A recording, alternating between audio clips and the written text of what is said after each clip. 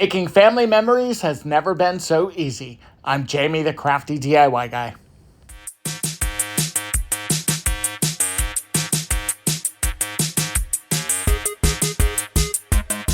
I'd like to thank Cricut for sponsoring today's video.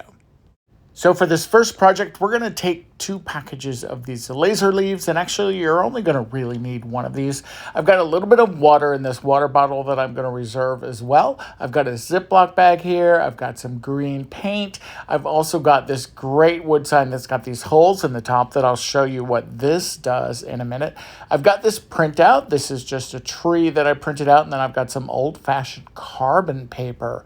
Who remembers working with carbon paper? So great thing about carbon paper, you can pick it up on Amazon. You can do a lot of different things with it. And it's really good because you can trace on it. So if you found something like this, then what's really, really cool about it is that you can very simply just kind of trace around the whatever you're really wanting to transfer onto your piece of wood or to whatever surface. And I'm just kind of taking my pencil here and I am literally just going right around the edge of this. Now you could certainly try something like a, you could use a pen, you could do all kinds of different stuff. But with this, all you have to do is just kind of work your way around here. And I did speed up this footage, by the way. And what's really cool about this is when you are done completely tracing it and you pull your carbon paper away, this is what you've got. So I'm going to go ahead and set that aside for right now. Then I'm going to take my leaves, I'm going to dump them into my Ziploc bag, and then I'm going to take a little bit of my paint. And I'm just going to dab just a small kind of little bit in here. Remember with paint, you can always add more if you need to after the fact. So you can see I just put a very like a dime size amount of paint in this bag. And then I'm going to add some water. And what we're going to do with this is we're basically kind of dyeing our wood pieces instead of having to paint them all individually. But what is really cool about this technique is that it does end up kind of covering all of the pieces, but it does not cover it all consistency. So it actually gives it some really cool kind of depth and some color variations. And as you can see here, when you kind of take them off, this is a messy job, by the way. Feel free to put on some gloves if you really want to. And I just dumped it out on top of my little cloth there. That's my paint cloth that I use all the time. I throw it in the washer. It's great. These are the Dollar Tree bar rags that I brag about so much. We're going to go ahead and just kind of separate these. And as you can see, there's some amazing variations with the leaves here. And then I'm going to go ahead and just hit those with my heat gun and dry those. And then while that first batch of leaves is drying, I'm going to go ahead and take my tree here, and we are just going to start tracing it around. Now, you can just write right over top of the carbon paper. It's great for that. And it really does give you a fantastic guide, as you can see. And I'm going to go ahead and just really trace out the entire tree, just kind of filling in those branches. And then when I am done with that, I am going to completely fill in the branches. Although I thought about keeping the tree outlined. I'm curious, which one would you have done? Would you have kept it outlined like this, or would you have filled it in completely like I ended up doing? So with the leaves, I did do a couple other things. I did go back and dye about half of them again using that same paint method that you saw to have some leaves that were a little bit darker. Since this is kind of a fall project, I wanted something. And then also because it is fall, I also used that technique that I've used on leaves in the past where I added some red, I added some yellow, I added some orange. And as you can see, I've got some beautiful variations here. Now it is time to start adding the leaves to our tree, and it is really that easy. Now, all you have to do is add just a little bit of glue onto the back of these and start gluing them onto the branches of your tree. Now, what's really cool about this, of course, is you can use any color combination you want. You can group some together. You can make sure some of the leaves are different. If you think about the way our leaves change on trees, they're doing a lot of different color variations. There's a lot of them that are grouped together that are the same color. Some of them are different. This is really up to you. And what I really love about this is that once you've kind of got that base layer of leaves down, then you're going to also go ahead and just start stacking those leaves. Now, the other thing that I could have done with this too, is that I could have made my tree just a little bit smaller. And then at the very bottom of this, put my last name. And this could have kind of like signified our family tree, right? This could be something that could be so special and so meaningful. And I'm definitely going to be keeping this one. You're going to see this one on my little bookshelf backdrop there. So I'm going to go ahead and add this frame or this wood piece back to the frame. This is from Chalk Couture, and I just decided not to use it for Chalk Couture. And the great thing is I do have the other side, but look how beautiful this is. I am in love with this. I love this so, so much. I think it's just adorable. So this next DIY is very, very special to me. This is a cookbook that my grandmother was gifted to her when she got married.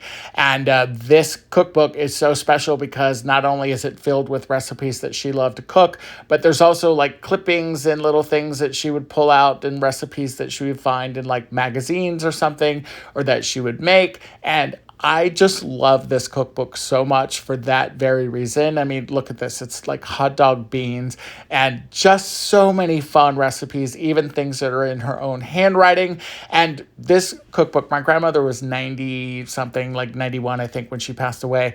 And so you can imagine there are many, many years on this cookbook, and I wanted to do something to kind of help this little guy along because this cookbook has, like I said, it has seen some life.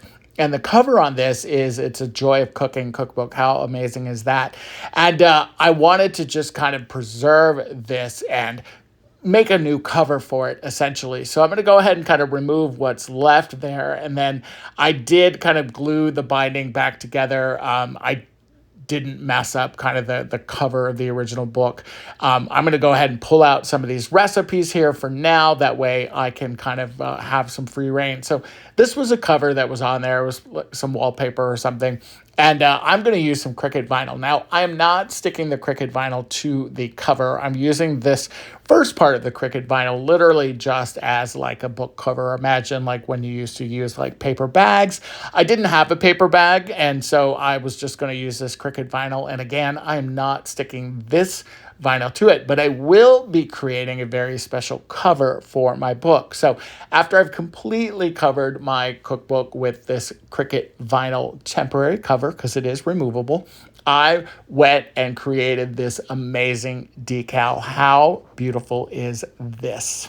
I know that this is a Joy of Cooking cookbook, and this was a cookbook, obviously, that my grandmother used a lot.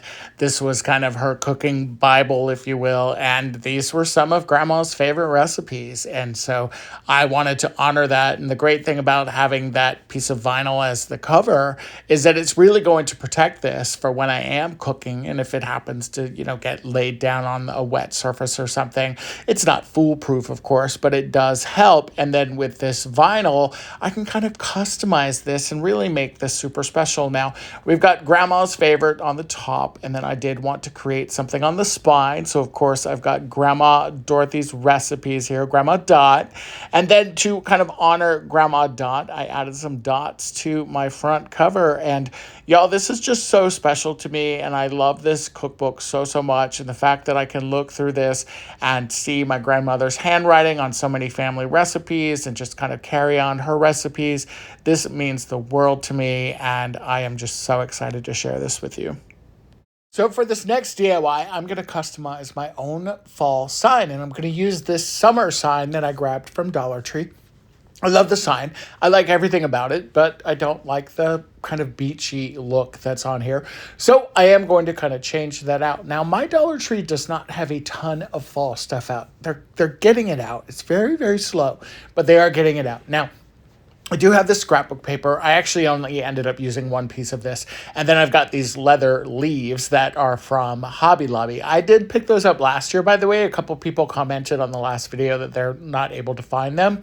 And it could be just because they don't have them again this year, honestly. Now, this sign, as I'd mentioned, there's not much I want to change about it, although this sand dollar in the front, I am going to go ahead and just kind of pry that off. I'm going to use my heat gun to kind of loosen up the glue a little bit. Then I'm just going to take a flathead screwdriver and just kind of pop that right off. So then I'm going to go ahead and take my paper, and I'm going to use the paper as, or I'm going to use the sign, I guess I should say, one of the squares from the sign, just as a template. I'm going to cut some squares out of this paper. We're going to cover each one of these squares just like I normally do. I've got my purple glue stick. We're, putting out some paper there, and we're creating this very cool sign. Now, I love the beads. I love the twine that's on it. I love everything about it. Just wanted to add a little bit more fall festivities to it. Now, I don't want my leaves to just kind of lay flat on these squares. So what I'm going to do is I'm going to add one of these glue or one of these little blocks to each one of them. We're just going to add some hot glue onto the back of each one of those. And I'm just going to sticking that in the center. And then I'm going to take my leaves and just glue those right on top of it. That way the leaf kind of, sticks up from the back of that and just kind of gives it a little bit more flow, if you will. And then this one is done. Easy peasy. Love this so much. It's my favorite color, of course. And I just think it's very, very cool. It reminds me of a nice, warm sweater. What do you guys think? Now, if you guys are looking for something very cool for a place setting at Thanksgiving for like a nameplate or something at the dinner table, grab some of these little bronze frames. Grab some fabric of some kind. I've got that orange fabric from Dollar Tree. And then I've also got that bag of pine cones that you saw kind of spilling all over the place. Now we're going to go ahead and take all the plastic and everything, of course, off of our frame. And then I'm going to go ahead and just cut a piece of this fabric and we're going to insert this right into the frame. Now, you can use the top of the glass to put people's names on it. You could write it with a marker, you could use a Cricut, you could do anything like that. And it's really, really cool because that is what you can use at your place settings. And then you're going to take these little tiny pine cones and you're just going to glue them all over this frame. Now, what's perfect about that bronzy color is that it fits perfectly with fall. And if you see some of the bronzy frame in the background, it's not a big deal at all. And these little pine cones just glue right onto this frame. Look how cute this is. This could be so adorable at Thanksgiving. It could be absolutely beautiful as markers, even like on a buffet or something. Again, you could use a Cricut, you could use a paint pen marker or anything to kind of write on those. And because it's glass, it could even be removable. Super, super cute. Love the way this looks. What do you guys think of this one? Now for this last DIY, we are going to take some of this wire mesh or this mesh tubing that you can get from Dollar Tree. My mom stocks me up with this stuff at Christmas time. She puts this in my junk box. I love it. I also grabbed 5 pieces of wood here. I've got 2 that are 18 inches and 3 that are 12 inches. And these all came from the Crafter Square section at Dollar Tree. Now, if you had access to a hardware store, scrap pieces of wood, you could certainly do this. So I'm going to kind of figure out where I want to space my longer pieces there. And we are going to create some cross pieces like you see here. And I am literally just kind of lining up one of them. I'm using one of them at the bottom there just as kind of a straight edge, if you will. And then I'm going to go ahead and just kind of move up the ladder kind of thing that we're creating here. But this is not going to be a ladder. And we're going to go ahead and just, again, add some glue. And we're going to kind of create what kind of looks like a ladder. Now, when I am all done with this and everything is dried, then I'm going to go ahead and take my antique wax and we are going to cover this with antique wax. And the beautiful thing about antique wax is that you can go as heavy or as light or a combo, however you want, to make this look really, really rustic and really, really fun. Now, when that is all dry, then you're going to take your tubing, your mesh kind of tubing there, and you are going to use that like rope, and you're going to put it on the kind of 6 corners where your kind of rung, your ladder rung pieces kind of connect with the main pieces of wood on each side. And I just doubled mine up and just made sure that when I was wrapping everything, that I had plenty of kind of mesh tubing to tie it in the back. And it kind of created these little cute kind of X marks. And when this is all done, you've got a beautiful little countertop dish towel ladder. Instead of a blanket ladder, now you've got a cute little dish towel ladder that you can display really all of your holiday dish towels, but also some of your everyday dish towels like these here. How adorable and cute is this?